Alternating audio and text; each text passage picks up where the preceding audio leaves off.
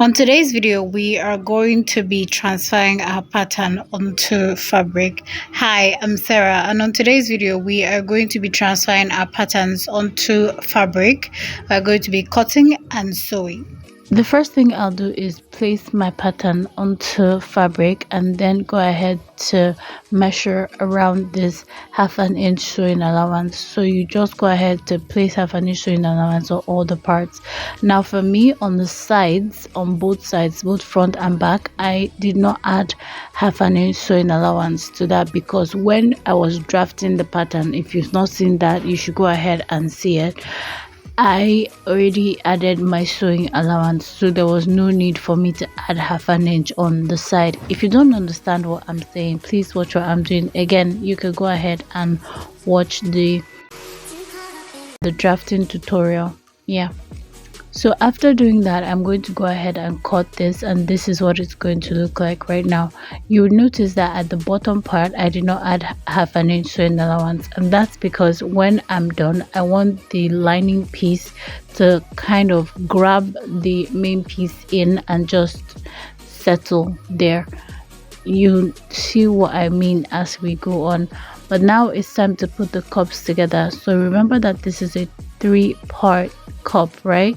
So the first thing I'm going to do is put both cups together. I already put like the arrows to know where what goes where, and then I'm just going to go ahead and use my machine to put this together. For strength, I went ahead to cut this on a wooden, and I'm just going to also place arrows or marks where the things need to be, so I know what goes where. Again, the reason why I'm using a wooden and not a cup is because I like to create customized bra cups. If you've not seen how to do that, I have a video up on the channel that would show you how to do that. Now this is the main piece right here. See what I mean when I said I wanted the lining piece to kind of grab it in? The lining piece is half an inch shorter than the main piece, right? And I also have gone ahead to iron my stay on this.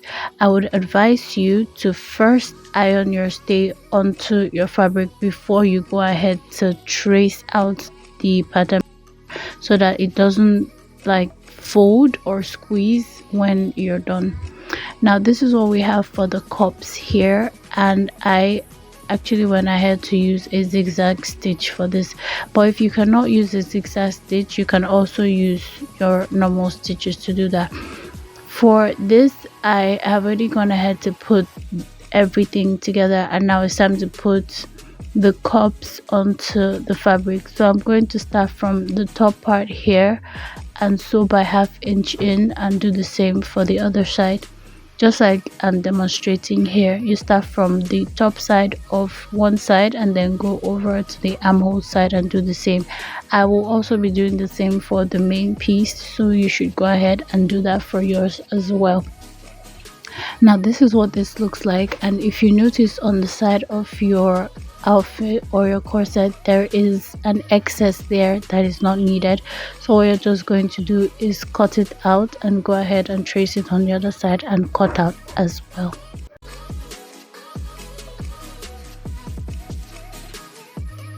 At the back part here, we are going to be putting this together. What you want to do is make sure that your arrows are facing where they're supposed to be, so you don't get confused when you remove the pattern papers. I'm going to go ahead now and sew this by half an inch, just like the allowance that we left for it, and I'll go ahead to iron. After ironing, I will go ahead to place it onto the front piece and sew by the sewing allowance that we left for it. Next thing I'm going to do after doing that is add our bonings to the lining piece. You can also go ahead and add your bonings to your main piece, but I wanted it only on my lining piece, so that's what I'm going to use. And I'm using a Regiline boning for this, so you could go ahead and use a Regiline boning for yours. What the Regiline boning does, and what it's different for from the other ones is that you can actually sew on it. So here I went out on both sides by half an inch. At the bottom part I went up by half an inch, and at the top part I went down by half an inch. I'm also going to be repeating that same action on the front part here by going out by half an inch at the top and half an inch upwards at the bottom part, and I'm also going to be doing that at the center as well. Now the reason why I'm leaving half an inch at the bottom part is so when we are going to put everything together, I have my sewing allowance and it doesn't disturb me. It's here. Remember I said I was going to close it by the allowance I left for it. The allowance I left for it was 1.5 inch, so I'm just going to go ahead and cut it till I have just half left because the excess is not needed. For the main piece here, I'm going to now go ahead and add my wadding to this to give the bust part strength, and just so we have a neat finish at the top and there's nothing disturbing it.